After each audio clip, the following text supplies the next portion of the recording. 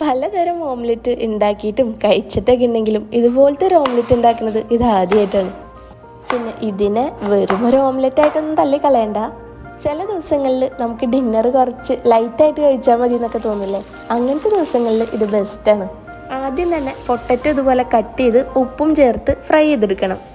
Potato fry ചെയ്യുന്നതിൻ്റെ ഒപ്പം തന്നെ ഞാനൊരു സവാളയും ഇതുപോലെ കട്ട് ചെയ്ത് ഫ്രൈ ചെയ്തിട്ടുണ്ടായിരുന്നു.